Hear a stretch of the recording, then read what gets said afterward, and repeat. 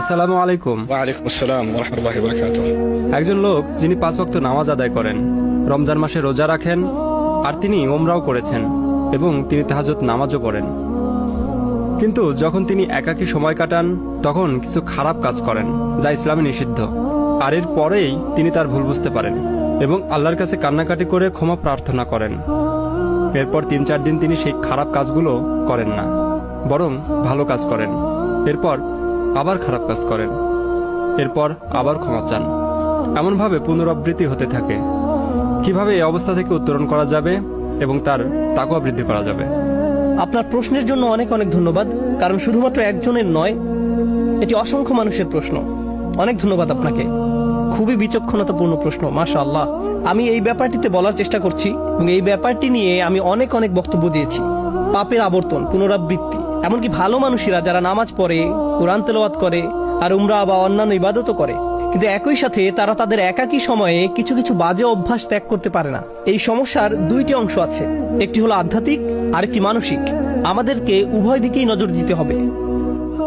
আমি মানসিক দিকটি নিয়ে শুরু করতে চাই, কারণ বেশিরভাগ সময়ই যখন এই ধরনের আলোচনা হয় তখন আমরা মানসিক দিকটিকে গুরুত্ব দেই না, শুধুমাত্র আধ্যাত্মিক বিষয়ে কথা বলি। এই কারণে আমি মানসিক দিকটি নিয়ে কিছু কথা বলতে চাই। আপনাকে এটা বুঝে নিতে হবে যে মনোবিজ্ঞানে একটা পরিভাষা হলো ট্রিগার। সহজে বলতে গেলে নির্দিষ্ট কিছু অবস্থায় আপনার মস্তিষ্কের নির্দিষ্ট কিছু রাসায়নিক নিঃসরণ আপনাকে বাধ্য করে নির্দিষ্ট কিছু কিছু কাজ করার জন্য। একটা উদাহরণ দিচ্ছি। ধরুন কোনো এক তরুণ অ্যাকশন মুভি দেখছে এবং মুভির মধ্যে এক পর্যায়ে কোনো সুন্দরী মহিলার ছবি চোখে পড়লো। মুভি পজ করে সে আরো বেশি খারাপ কিছু মনোযোগ দিয়ে দেখলো এবং এভাবে তার ভিতরে এই অভ্যাস গড়ে উঠলো। সম্পূর্ণ মুভিটির জন্য এমন হয়নি, এটি হয়েছে মুভির একটা দৃশ্যের কারণে যা তার মনকে ট্রিগার করেছে। আবার এরকমও হয় যে কোনো কোনো মানুষ যখন তাদের অ্যাপার্টমেন্টে অথবা রুমে একা থাকে তখন আপত্তিকর কাজে জড়িয়ে পড়ে। তখন এমন বিষয় ঘটে যেটা খারাপ। যখন সে মসজিদে থাকে তখন এটা ঘটে না, যখন সে বন্ধুদের মাঝে থাকে তখন এটা ঘটে না।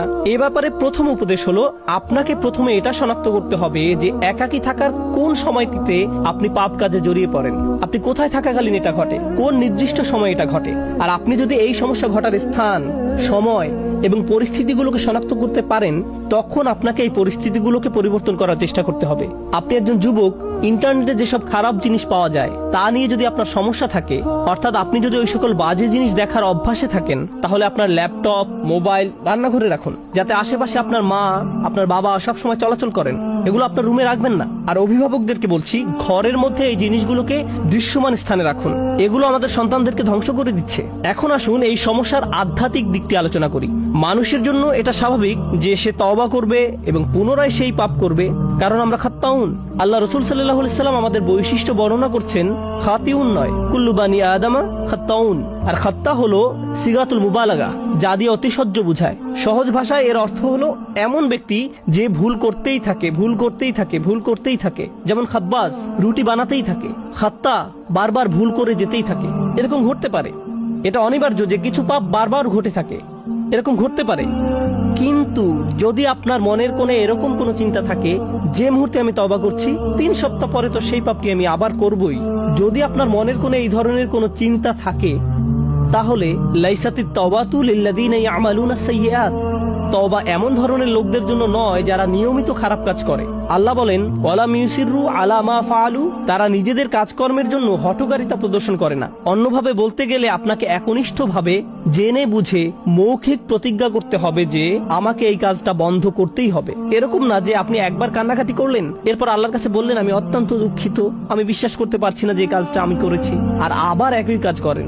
আপনাকে উপায় বের করতে হবে যে কিভাবে এর থেকে পরিপূর্ণভাবে মুক্তি পাওয়া যায়। নিজের সাথে ঐকান্তিক প্রতিজ্ঞা। আর আপনি যদি নিজে নিজে এটা করতে না পারেন, বন্ধু বান্ধবের সাহায্য নিন, এমন মানুষদের সাহায্য নিন যাদেরকে আপনি বিশ্বাস করেন। আমি জানি কখনো কখনো এটা বিব্রতকর, কিন্তু আমাদের সবারই মাঝে মাঝে পরামর্শেও বা সাহায্যের প্রয়োজন হয়। আপনি যখন বুঝতে পারেন যে এরকম ঘটছে বছরের পর বছর আর আপনি এটা ত্যাগও করতে পারছেন না, এটাই সঠিক সময় কারো কাছে সাহায্য চাওয়ার। এই কারণেই বর্তমান সময়ে উম্মার জন্য মানসিক এবং আধ্যাত্মিক কাউন্সিলিং অত্যন্ত প্রয়োজন, এবং এত বেশি সংখ্যক পারিবারিক কাউন্সিলিং প্রয়োজন যে এটাকে বলা যায় উম্মার জন্য অত্যাবশ্যকীয় বিষয়গুলোর একটি, কারণ এটা মানুষের কাছে শান্তি